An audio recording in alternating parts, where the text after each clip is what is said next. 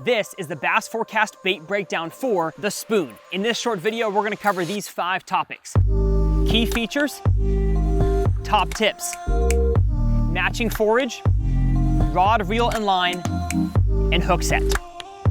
Let's start with the key features. The 2 main types of spoons are the jigging spoon and the flutter spoon. The jigging spoon is usually made out of a poured metal, either lead or tungsten, with a line tie and a split ring with one singular treble hook on the bottom. Jigging spoons are usually very heavy for their size, which makes them very good deep water, small baitfish presentations. The flutter spoon, though, is way different. The flutter spoon is made out of a bigger piece of aluminum and more closely represents an actual dinner spoon than the jigging spoon does. But it still has some form of a line tie up top, and then on the bottom, we have another hole with a split ring to a bigger treble hook. Now, how deep in the water column should you be fishing your spoons? Well, that totally depends on where the bait fish are. If the bait fish are in 10 feet of water, you're gonna wanna throw this in 10 feet of water. If it's in 60 feet of water, 70, 100 feet, I've seen bait fish in really, really deep water.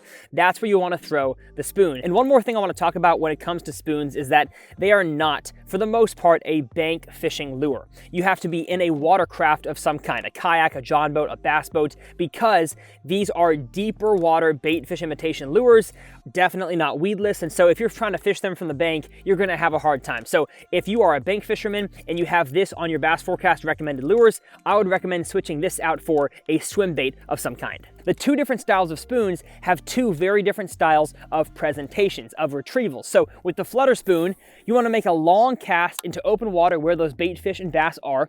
Let the flutter spoon sink to a certain water depth and then snap your rod tip up.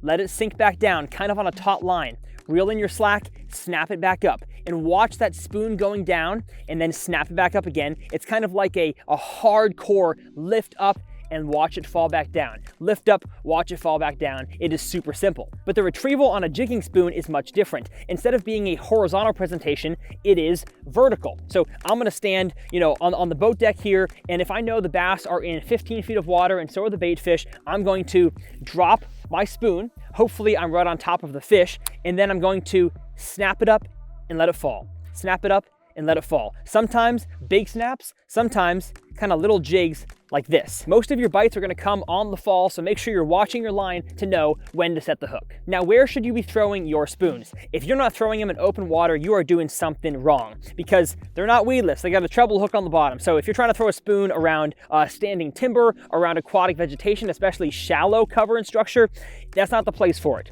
I usually never throw a spoon in water less than 15 to 20 feet of water, oftentimes water deeper than 30, 35. Now, that's not saying the bass and bait fish are actually sitting in 35 feet, but that's how deep the water is. So look for offshore structure like points, like humps, ledges, and drop-offs. That's where you're gonna find schools of bass that are willing to eat the spoon. If the bass in your body of water are feeding on threadfin shad, a blueback herring, you're gonna wanna throw a little jigging spoon.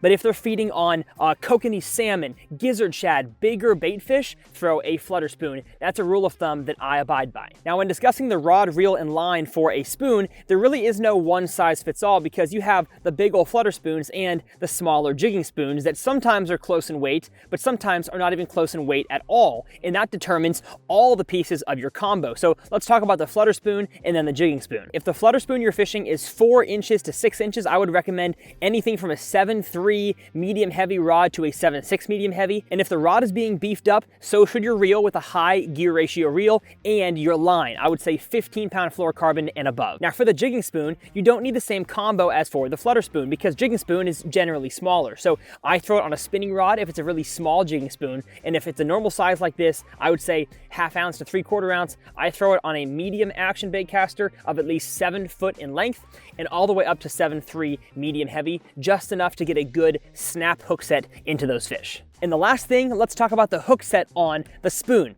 The flutter spoon and the jigging spoon both have a very similar hook set, and that is a knot hook set. And what I mean by that is that in the process of either snapping the flutter spoon up or just kind of jigging the jigging spoon, you're going to jig the hook into their mouth. So if you jig up and the fish is there, instead of dropping your rod tip to then set the hook, you've already set it, Just reel down and keep the pressure up throughout the fight, and you'll land almost every fish that bites your spoon. We hope this video gives you more confidence in using a spoon so you can adapt to the conditions and catch more bass. And I'll see you out on the water.